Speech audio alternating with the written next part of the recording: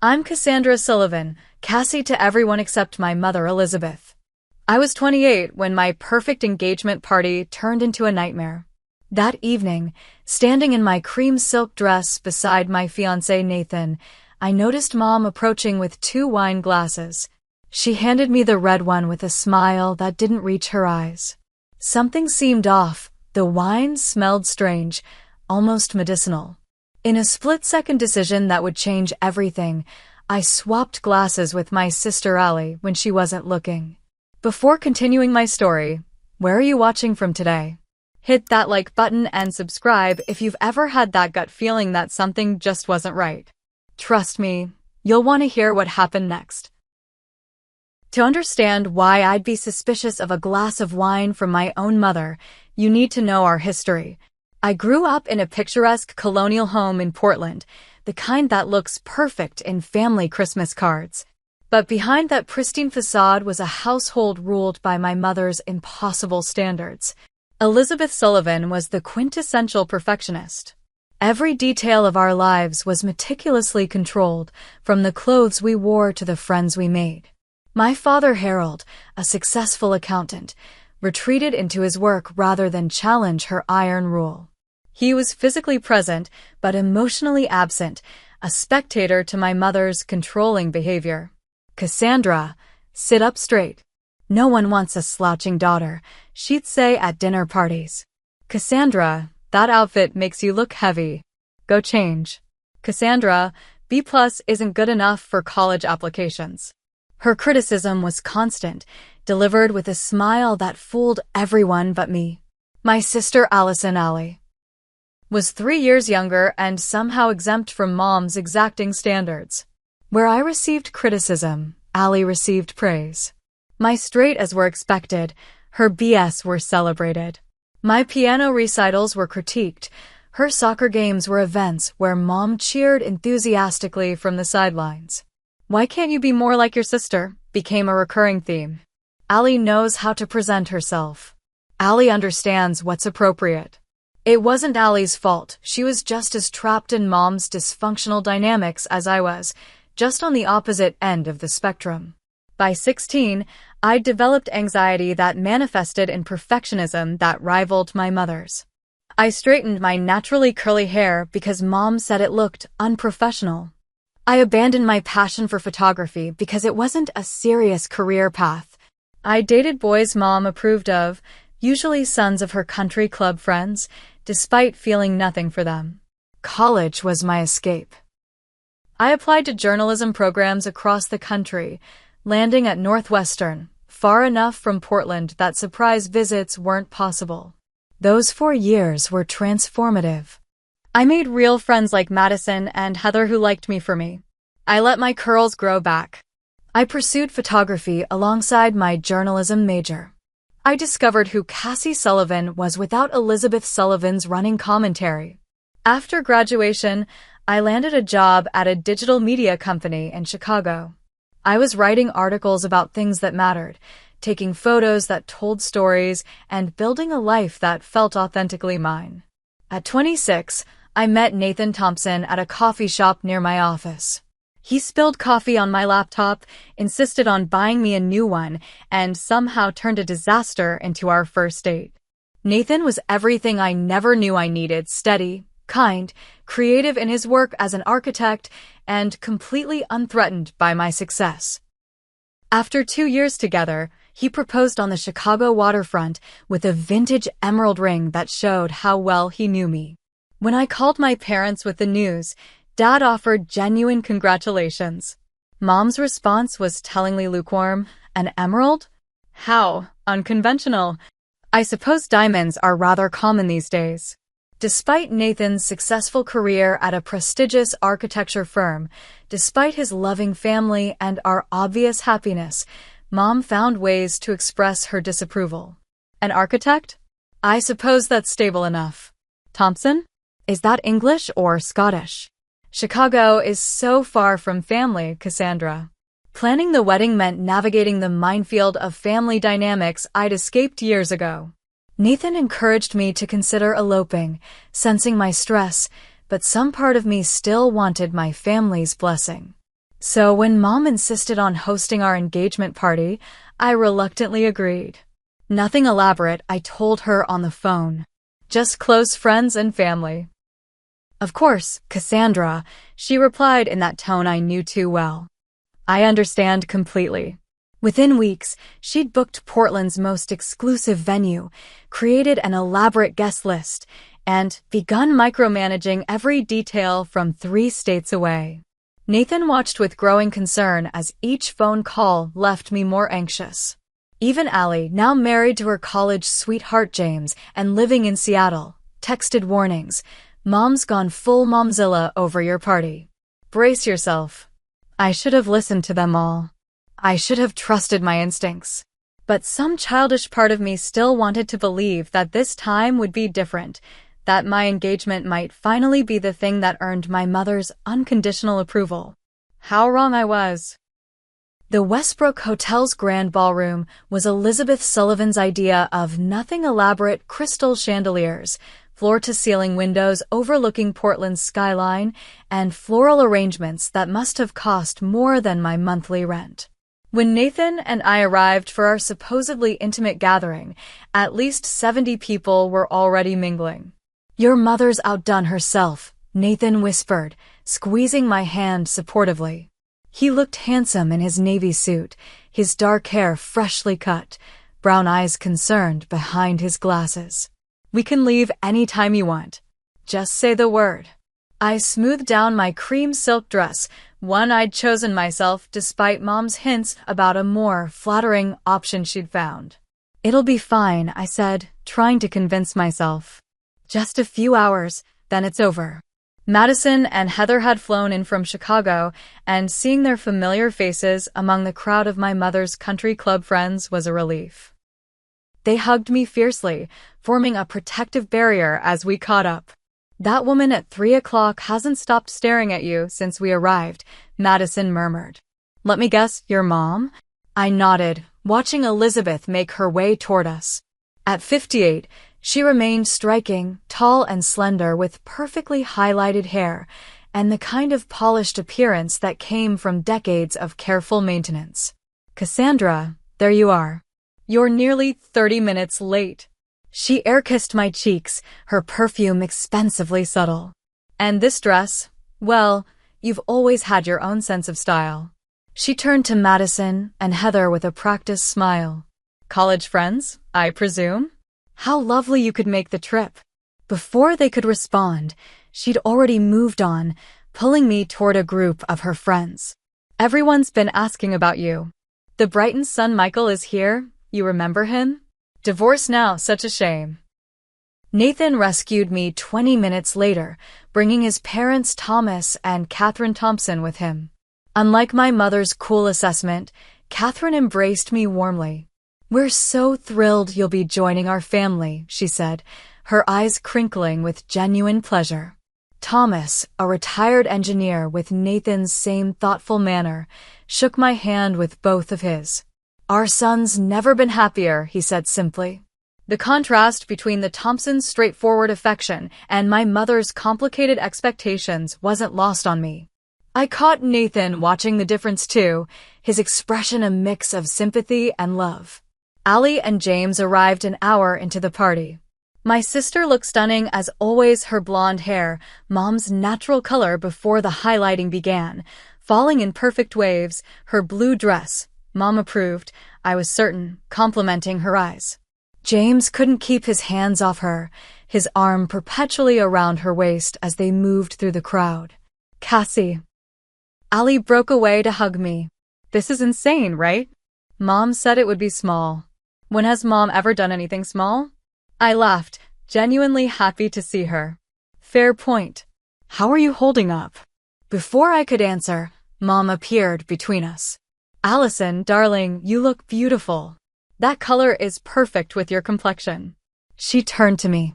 Cassandra, the caterers need direction about the timing for the toast. I told them you'd want to handle it personally. I hadn't planned a toast, hadn't planned any of this, really, but I nodded. Sure, Mom. As she led me toward the catering staff, I overheard her murmuring to Allie, Try to convince your sister to put some lipstick on before the photos, won't you? The party progressed with the polished veneer of perfection that characterized all Elizabeth Sullivan events. I circulated among guests I barely knew, accepted congratulations from my parents' friends, and tried to keep Nathan within arm's reach for moral support. An hour before the party was scheduled to end, I spotted Mom and Dad in what appeared to be a tense conversation near the bar. Dad looked unusually animated, shaking his head firmly, while Mom's expression grew increasingly rigid. When she noticed me watching, she immediately transformed her face into a pleasant smile and said something that made Dad walk away. "Everything okay?" I asked when she approached. "Of course, dear. Your father's just being difficult about the toast." She patted my arm. "I've decided we should do it now, before people start leaving. I've asked the staff to prepare something special." She signaled to a waiter, who began distributing champagne flutes. I found Nathan, and we moved to the center of the room. Dad appeared at Mom's side, looking uncomfortable but resigned. Allie and James joined us, completing the family picture. Mom raised her hand, and the room quieted. "We're so delighted you could all join us to celebrate Cassandra and Nathan's engagement," she began, her voice carrying perfectly. "Harold and I couldn't be prouder." Dad nodded stiffly beside her. I felt Nathan's hand tighten around mine.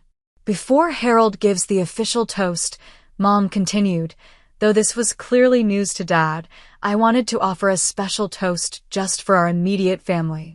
She turned to a server who carried a tray with 5 glasses, 4 champagne flutes, and 1 glass of red wine.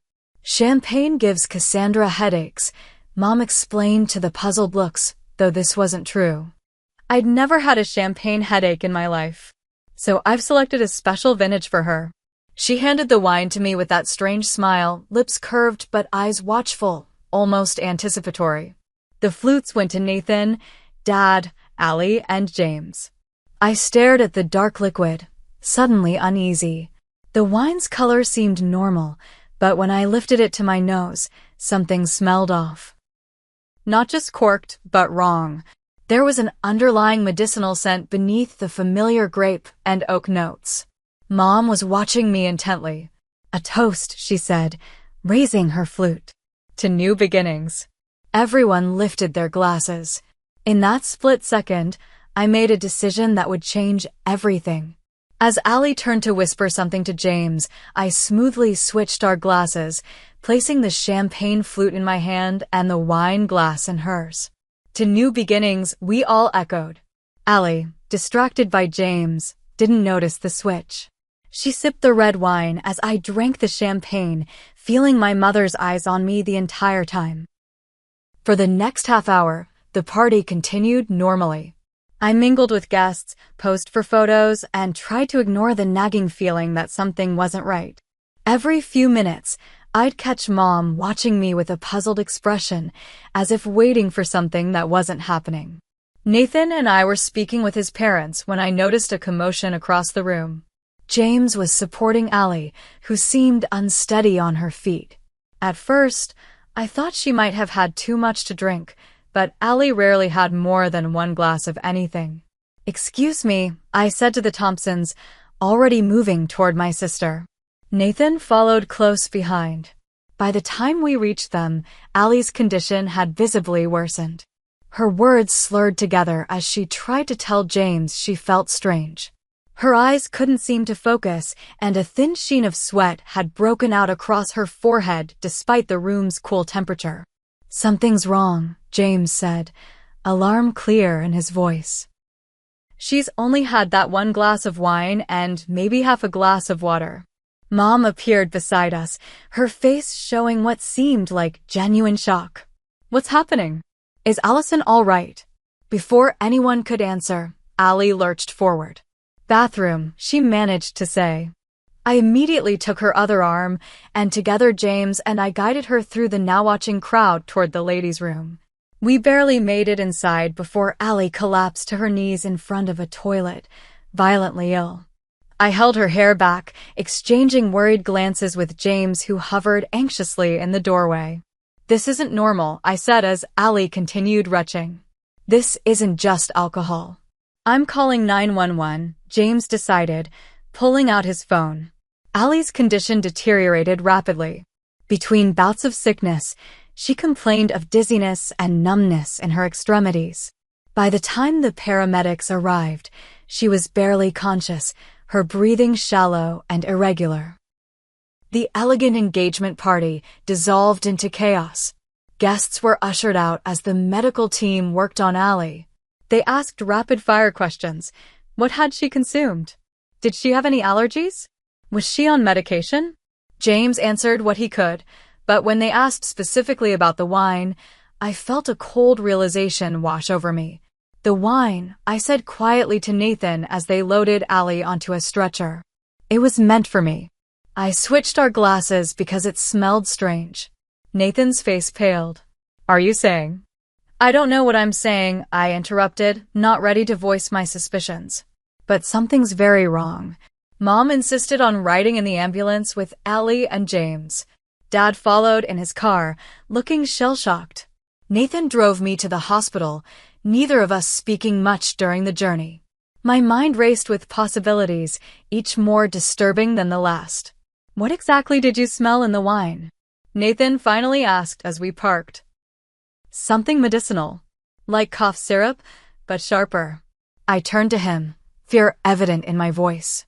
Nathan, who would want to drug me at my own engagement party? The question hung between us, neither willing to voice the answer that was becoming increasingly clear.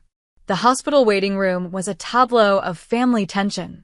Dad paced nervously while Mom sat perfectly still, her posture rigid, hands clasped tightly in her lap. James stood by the doorway, alternating between checking his phone and asking the nurses for updates. Nathan and I sat slightly apart from my parents, his arm around my shoulders. Family of Allison Brooks? A doctor finally called. We all stood. The doctor explained that Ali had been drugged. Tests showed a significant amount of sedatives in her system, along with another substance they were still identifying. The combination had caused her adverse reaction. Had she taken any medication today? Anything that might have interacted with alcohol? The doctor asked. No, nothing, James answered firmly. Ali doesn't even take aspirin unless she absolutely has to. Then I'm afraid we're looking at a potential case of intentional drugging, the doctor said gravely. We've already notified the police. Mom let out a small gasp. Dad placed his hand on her shoulder, his expression unreadable. 2 police officers arrived shortly after, taking preliminary statements from everyone. I sat with Nathan, watching the family drama unfold with a growing sense of dread.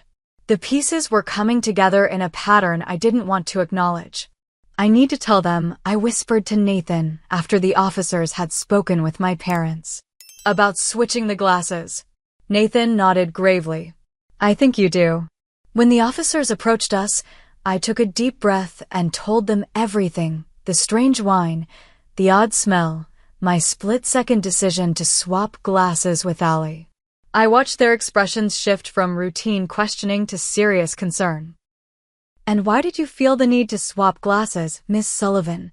The female officer asked. I hesitated, aware of my parents within earshot. Instinct, I guess. Something felt wrong. Did you have any reason to believe someone might want to harm you? Again, I paused. Not specifically, no. Nathan squeezed my hand. Tell them your concerns, Cassie. The officers looked at me expectantly. I lowered my voice. The wine came directly from my mother. She specifically brought it for me, saying I get headaches from champagne, which isn't true. And she'd been acting strangely all night. The male officer glanced over at my mother, who was now speaking intently with Dad. We'll need to investigate this further. Would you be willing to provide a formal statement? I nodded, feeling like I was crossing a line I could never retreat back over. While the police spoke with hospital staff, I pulled Dad aside to a quiet corner of the waiting room. Dad, I need to know the truth. What's been going on with Mom? His face seemed to age years in seconds. He ran a hand through his thinning hair. Cassie, your mother hasn't been herself lately. She's been fixated on your engagement in ways that aren't healthy. What does that mean? She's been saying things about Nathan not being right for you, about how you're making a mistake. He looked away. I thought it was just her being controlling as usual. I never imagined she'd. He couldn't finish the sentence. Has she seen anyone? A therapist. Dad laughed bitterly. You know your mother. Therapy is for other people who can't handle their problems. I've suggested it for years. Our conversation was interrupted when James called out that Allie was awake and asking for family. As we all moved toward her room, a police officer stopped Mom. Mrs. Sullivan, we'd like to ask you a few more questions. Mom's face remained composed, but I caught the flicker of panic in her eyes. Of course, officer. Though I don't see how I can help. This is all just a terrible misunderstanding. While she spoke with police, the rest of us entered Allie's room. My sister looked frighteningly pale against the white hospital sheets and 4 dripping fluids into her arm. James immediately went to her side, taking her hand. What happened? Allie asked weakly. I exchanged glances with Dad, unsure how much to say. Before either of us could respond, a nurse entered with a police officer. We need to check Mrs. Sullivan's personal belongings, the officer explained. Standard procedure in cases like this. Mom's purse sat on a chair where she'd left it before being taken for questioning. The officer put on gloves and carefully opened it, cataloging the contents. Among the expected items, wallet, phone, makeup, was a small leather-bound book. What's that? I asked. Appears to be a diary, the officer said, bagging it as potential evidence. A diary? I'd never known my mother to keep one. The discovery felt ominous, like finding a snake hidden in a flower arrangement. As the officer left with the bagged items, I turned back to Allie, who was watching me with confused eyes. Cassie, did you switch our drinks? She asked quietly. The directness of her question stunned me into silence. In that moment, I realized there was no going back. The truth was emerging whether I was ready or not.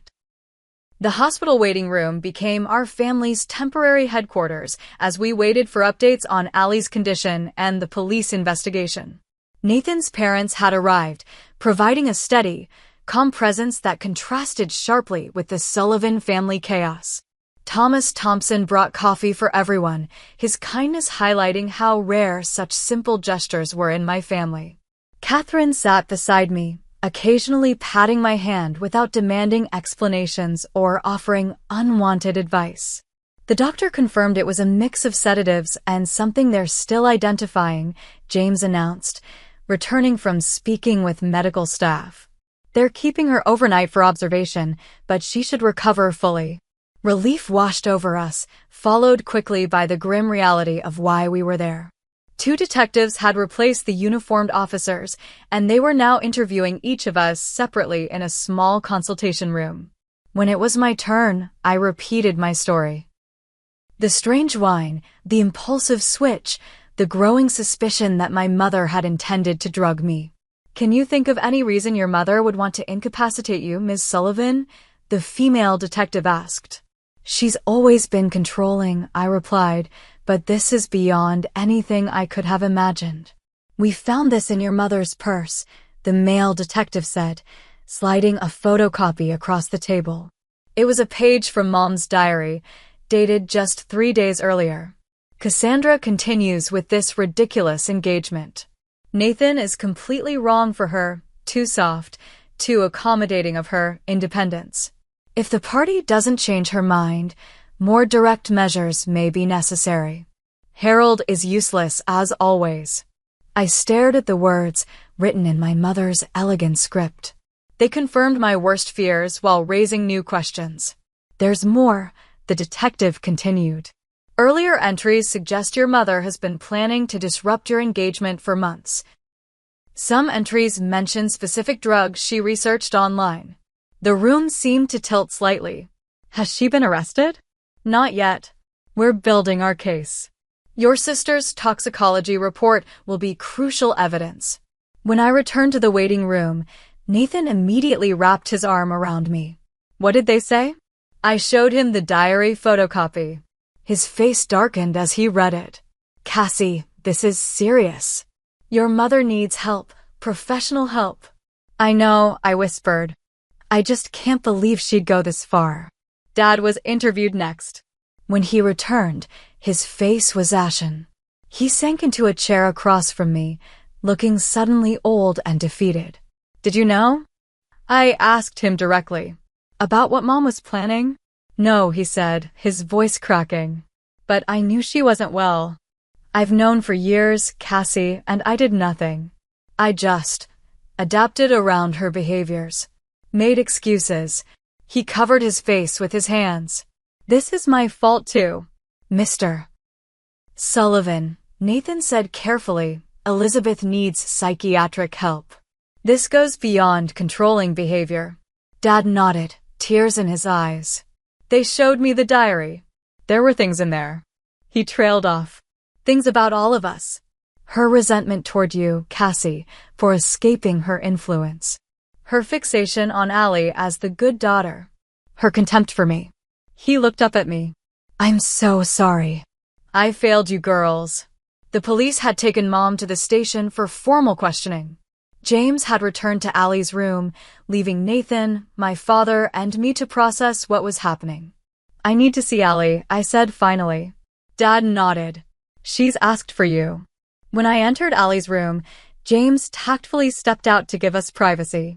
My sister looked better. Some color had returned to her cheeks, though she still appeared exhausted.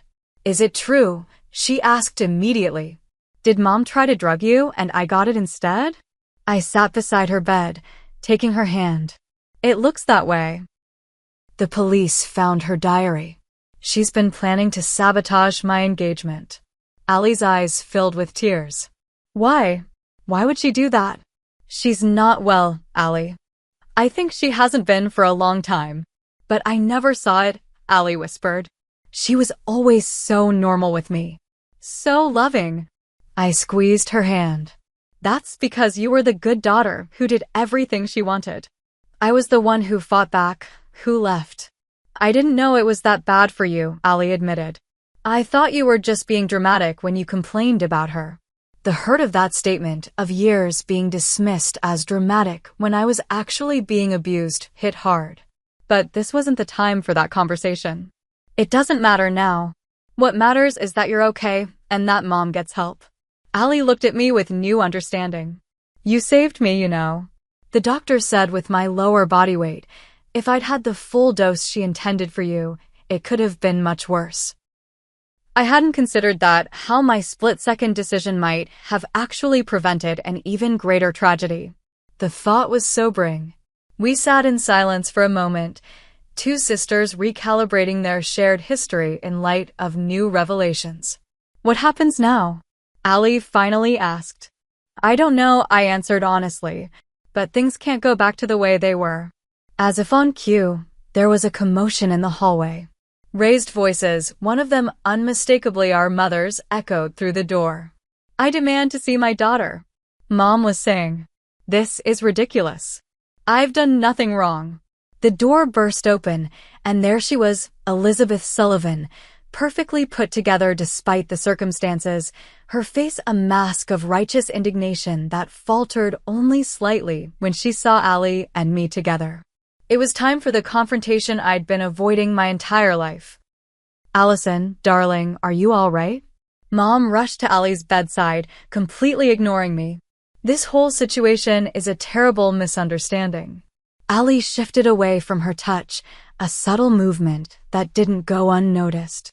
Mom's eyes narrowed slightly before her expression smoothed back into concern. Mom, I said firmly, standing my ground. We need to talk about what happened. There's nothing to discuss, Cassandra. Clearly someone at the catering company made a dreadful mistake. Her voice was perfectly controlled, reasonable. It was the voice she'd used my entire life to make me doubt my own perceptions. The police found your diary, I said quietly. The change was instantaneous. Mom's carefully composed face froze, a flicker of panic crossing her features before she recovered. That's private property. They had no right. They had every right, James said from the doorway where he'd been listening. Your daughter was poisoned. Poisoned? Mom laughed, the sound brittle. That's absurdly dramatic. It was a mild sedative, nothing dangerous. The admission hung in the air. We all stared at her, the pretense of innocence shattered by her own words. So you did put something in the wine, Allie said, her voice small and hurt. You just admitted it. Mom seemed to realize her mistake. She backtracked quickly. I meant hypothetically. If anything was in the wine, which I'm not saying there was. Stop lying, I interrupted, years of pent-up frustration breaking through. Stop manipulating. Stop gaslighting us all. Just stop, Mom. How dare you speak to me that way, she hissed, her mask slipping further. After everything I've done for you? What exactly have you done for me? I asked. Criticized me? Controlled me? Made me feel like I was never good enough. I pushed you to be your best, she countered. If it weren't for me, you'd have settled for mediocrity. If it weren't for you, I might have actually believed in myself, I shot back. Nathan was the first person who made me feel worthy of love without conditions, and you couldn't stand it. Mom's face contorted with anger. Nathan is wrong for you. He's weak. He lets you make your own decisions, encourages your ridiculous independence. He's destroying everything I built. Everything you built? I echoed incredulously. You mean the prison of expectations you trapped me in? The constant criticism? The impossible standards? I was making you strong. You were breaking me down. And when you couldn't control me anymore, you tried to drug me at my own engagement party. Mom's composure cracked completely. It was just supposed to make you sick enough to go home early. To miss that ridiculous after-party his friends planned where they were going to convince you to move the wedding to Chicago. The specificity of the statement stunned me. How did you know about that? We didn't tell you about the after-party. A trapped look crossed her face. I have my ways of knowing things. You read my texts, I realized. When I went to the bathroom, you checked my phone. She didn't deny it. Instead, she switched tactics, turning to Allie. Allison, surely you understand. I was protecting our family, keeping us together. Cassandra was going to move even farther away, start a new family that didn't include us. Allie shook her head slowly. Mom, I moved to Seattle. I started my own family with James. That's normal. That's healthy. That's different, Mom insisted. You visit regularly. You call every week. You include me in your life. Because you never made me feel guilty for having my own life, Allie said with dawning realization. You love the version of me you created. You hate the version of Cassie that escaped your control. Mom's face flushed with anger. You have no idea what you're talking about. Neither of you do. The monitor tracking Allie's heart rate began beeping faster. James moved immediately to her side, concern evident. You need to leave, he told Mom firmly. You're upsetting my wife, who is here because of you. This is a family matter, Mom said dismissively. I am family, James replied. And right now, I'm asking you to leave before I call security. Mom looked to Dad, who had been standing silently in the doorway. Harold, say something. Dad straightened his shoulders, something I'd rarely seen him do in Mom's presence. Elizabeth, that's enough. You need help. Help, she scoffed. I'm the only one thinking clearly here. Cassandra is making a terrible mistake, and none of you can see it. The only mistake I made was letting you control my life for so long, I said quietly, and inviting you to be part of my engagement. Mom's eyes widened, her breathing becoming erratic. You don't mean that. You need me. You've always needed me. No, Mom. You needed me to need you. There's a difference. Something in her seemed to snap. She lunged toward me, grabbing my shoulders. You ungrateful, selfish girl. After everything I've sacrificed for you. Nathan and Dad both moved at once, pulling Mom away from me. She fought against their restraint, her carefully constructed image completely shattered as she shouted accusations and threats. A security guard appeared in the doorway, followed by a nurse. What's going on here? This woman tried to assault my fiancé, Nathan explained, still holding Mom's arm. She's also the one who drugged her other daughter, the patient. The security guard spoke into his radio, requesting police presence. Mom's struggles increased. This is ridiculous. I am Elizabeth Sullivan. Do you know who I am in this community? Her hysteria only confirmed what we were all now seeing clearly, a woman who had hidden severe mental illness behind a facade of perfectionism and control for decades. The police arrived minutes later, the same detectives who had interviewed us earlier. After assessing the situation, they informed Mom she was being taken into custody on suspicion of attempted poisoning. "You can't do this to me," she said, but her voice had lost its commanding edge, replaced by something closer to fear. "Harold, don't let them do this." Dad looked at her with profound sadness. "I'm sorry, Elizabeth. I should have gotten you help years ago." As they led her away, Mom locked eyes with me one last time. "This isn't over, Cassandra. You'll see I was right." The room fell silent after she left. Allie was crying quietly, James holding her hand. Dad stood motionless, looking lost. Nathan's arm around my waist was the only thing keeping me upright. "I never thought it would end like this," Dad finally said. "It hasn't ended," I replied. "This is just the beginning of a different chapter." That night in the hospital waiting room, as Allie slept under observation and Mom spent her first night in police custody, I finally allowed myself to break down. Nathan held me as years of suppressed pain poured out. "I should have seen it coming," I sobbed. "All the signs were there." "This isn't your fault," Nathan said firmly. "You couldn't have predicted this." "But I knew something was wrong with her." "I've always known." "Knowing something and being able to prevent it are different things," he said. "You did the right thing when it mattered most. You trusted your instincts, and you likely saved both yourself and Allie from worse harm." As my tears subsided, I felt something unexpected, a sense of liberation mixed with the grief. The truth, as painful as it was, had finally broken through decades of pretense. And in that broken open space, maybe genuine healing could begin. The weeks following what the family now referred to simply as the incident unfolded like scenes from someone else's life. Mom underwent psychiatric evaluation while in custody, resulting in a diagnosis that explained so much: narcissistic personality disorder with paranoid features, exacerbated by untreated anxiety. The district attorney charged her with attempted poisoning and assault.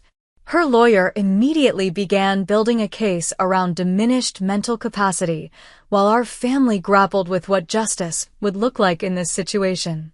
"The DA wants to know if you'll testify," Dad told me over coffee in a neutral downtown location. He'd lost weight, the strain of recent events evident in the new lines on his face.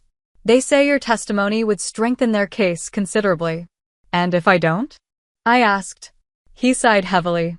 "The charges might be reduced. Elizabeth could potentially serve minimal time, possibly just probation with mandatory psychiatric treatment." The decision weighed on me. Part of me wanted accountability, consequences for years of emotional abuse culminating in that final dangerous act.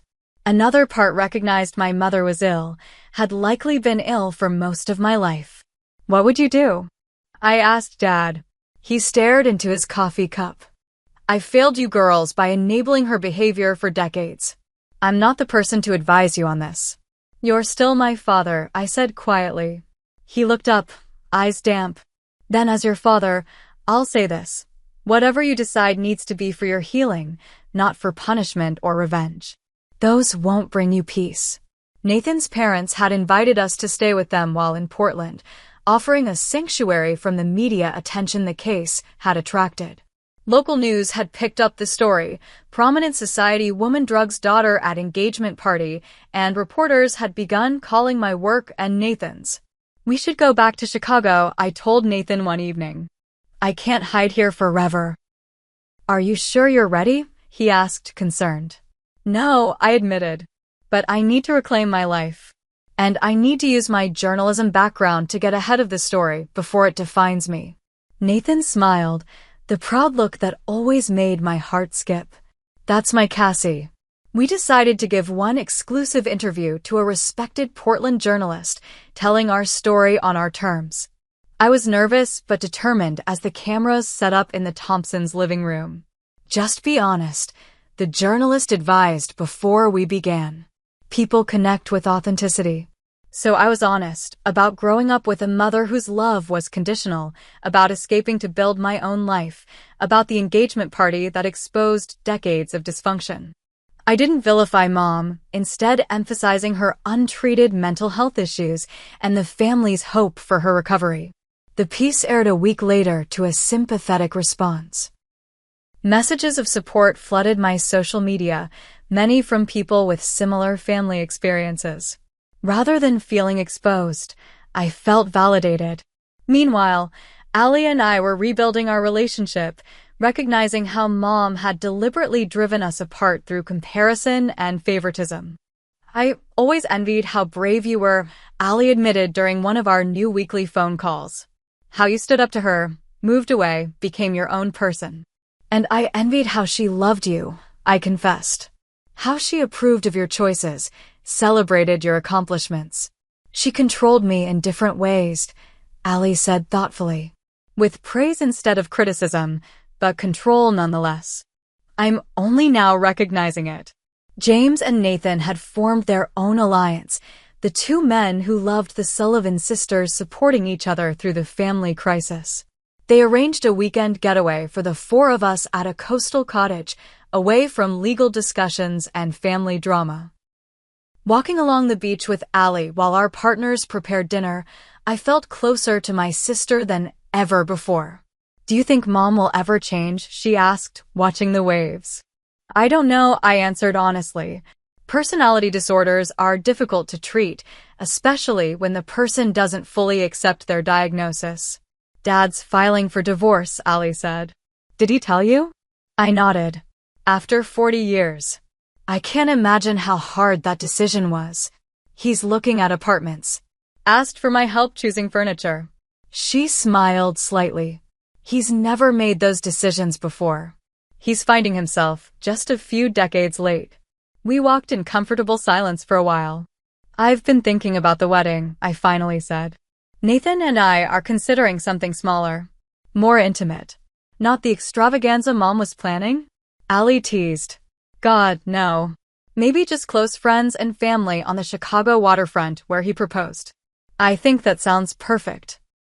As legal proceedings continued, I started therapy to process my childhood and the recent trauma. My therapist specialized in adult children of narcissistic parents, helping me understand patterns I'd never recognized. You developed hypervigilance, she explained during one session. Always watching for signs of disapproval, anticipating criticism before it came. That's why you sensed something was wrong with the wine when others might have missed it. Your survival instincts were highly tuned. So my anxiety actually saved me? I asked. Your awareness did, she corrected. And now you can channel that awareness more healthily, without the constant fear. The preliminary hearing was scheduled for early September. I flew to Portland, Nathan by my side, to give my deposition. Mom would be present, our first encounter since the hospital confrontation.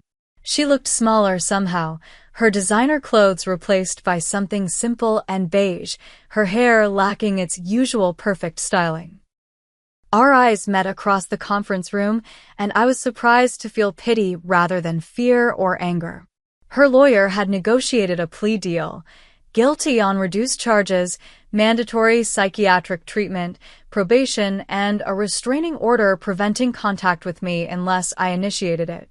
It was as fair an outcome as possible, I thought, consequences paired with treatment. When asked if I wanted to make a victim impact statement, I declined. What could I possibly say that would change anything now? As we left the courthouse, a reporter called out, Cassandra, do you forgive your mother? I paused, considering. Forgiveness isn't a moment. It's a process, I finally replied. Right now, I'm focused on healing. Back in Chicago, Nathan and I resumed wedding planning, this time on our terms. A small ceremony, 40 guests maximum, with Madison as my maid of honor and Allie as a bridesmaid. No elaborate decorations or society expectations, just authentic celebration. "Are you inviting your mother?" Madison asked hesitantly while helping me choose a simple white dress that felt right. "No," I said without regret. "The restraining order prevents it, but honestly, I wouldn't anyway. This day needs to be free from that anxiety." "And your dad?" I smiled. "Yes, he's walking me down the aisle. He's different now, going to therapy himself, learning to be more present. It's like meeting a new version of my father." 6 months after the engagement party, our lives had transformed in ways I never could have predicted. Mom was in a residential treatment facility, Dad was learning independence in his small Portland apartment, and Allie and I spoke almost daily, our relationship stronger through shared understanding. Nathan and I had emerged stronger too. "You know," he said one night as we finalized our guest list, "I fell in love with you because of your strength. Now I've seen exactly how strong you really are." I kissed him, grateful beyond words for his unwavering support. "We're going to be okay, aren't we?" "More than okay," he promised. "We're going to be extraordinary." And for the first time in my life, I believed that future was possible, a life defined not by fear and approval seeking, but by genuine love and hard-won wisdom. On a perfect October afternoon 6 months after the engagement party that changed everything, Nathan and I stood beneath a flower-covered arch on the Chicago waterfront, exchanging vows surrounded by the people who truly loved us. Madison and Heather beamed from the bridal party, while Allie stood proudly as my matron of honor, her relationship with me now built on mutual respect rather than our mother's manipulations. Dad walked me down the aisle, sober in more ways than one. Weekly therapy and a support group for partners of people with personality disorders had helped him find his voice. When he placed my hand in Nathan's, he spoke clearly, "I give my blessing to this union of equals." For simple words that acknowledged the healthy relationship Nathan and I had built, something he and Mom never had. Elizabeth Sullivan was not present, physically or spiritually. The restraining order remained in effect, but more importantly, I had finally built the emotional boundaries I'd needed my entire life. She continued treatment at a private psychiatric facility, sending occasional letters through her lawyer. Some expressed remorse, others revealed she still couldn't fully accept responsibility. I read them, acknowledged them, and filed them away, no longer allowing her words to dictate my emotional state. After our honeymoon in Portugal, Nathan and I settled into our Chicago apartment, planning a future based on mutual support and honest communication. We discussed having children someday, both committed to breaking the cycles of dysfunction that had shaped my childhood. "I'm terrified of becoming her," I admitted one night. "You won't," Nathan said with certainty. "You're already doing the work to make sure of that." The work he referred to as ongoing therapy, boundary setting, and conscious awareness of inherited patterns. I'd learned that healing isn't a destination, but a practice, something that requires daily commitment and self-compassion. Allie and James visited regularly, our sisterhood flourishing now that we understood how we'd been pitted against each other. "It's like I have a new sister," she told me during one visit, but with all our shared history intact. Dad called weekly, slowly becoming the father he could have been if he hadn't surrendered his agency to Mom's dominating personality. He joined a hiking club, was learning to cook, and had even begun dating, tentatively, awkwardly, but with genuine enthusiasm for this new chapter. As for me, I found my voice professionally as well as personally. The article I wrote about family trauma and recovery was published in a major magazine, launching a series on mental health that resonated with thousands of readers. Messages arrived daily from people who saw their own family dynamics reflected in my story. "You've turned pain into purpose," my therapist observed during one of our now monthly sessions. "I had to," I replied. "Otherwise, what was it all for?" The lesson I carried forward wasn't what I'd expected. It wasn't about villains and victims, or even forgiveness in the traditional sense. It was about understanding that sometimes the people who hurt us the most are themselves deeply wounded. Mom's behavior, while inexcusable, stemmed from untreated mental illness and likely generational trauma she never addressed. This understanding didn't erase the harm or obligation me to maintain unhealthy relationships. Instead, it freed me from the cycle of anger and hurt that had defined so much of my life. I could acknowledge her humanity while protecting my well-being. I could wish her healing without sacrificing my own. The deepest lesson, though, was about trusting myself. If I hadn't listened to that instinct about the wine, that quiet voice warning something was wrong, the outcome could have been devastating. My mother had spent decades training me to doubt my perceptions, to prioritize her reality over my own. In that crucial moment, I chose to trust myself instead. Now I make that choice daily. I listen to my intuition. I honor my boundaries. I surround myself with people who see me clearly and love me completely. Sometimes family is who you choose, not who you're born to. Sometimes the hardest boundaries to set are the ones that hurt initially but heal ultimately. Sometimes the bravest thing you can do is acknowledge that a relationship is toxic, especially when it's with someone who should have loved you unconditionally. I don't know if Mom and I will ever have a healthy relationship. That depends on her journey as much as mine. What I do know is that I'm no longer waiting for her approval or living in fear of her criticism. My worth isn't determined by her perception. My happiness isn't contingent on her acceptance. That, perhaps, is the most profound freedom of all. Have you ever had to make a difficult decision to protect yourself from someone who is supposed to care for you? Has your intuition ever saved you from a dangerous situation? I'd love to hear your stories in the comments below. Remember, sharing our experiences helps others feel less alone in their struggles. And if my story resonated with you, please like, subscribe, and share it with someone who might need to hear that it's okay to trust their instincts and set boundaries, even with family. Thank you for listening, and remember, your story matters, your feelings are valid, and you deserve relationships that bring peace, not pain.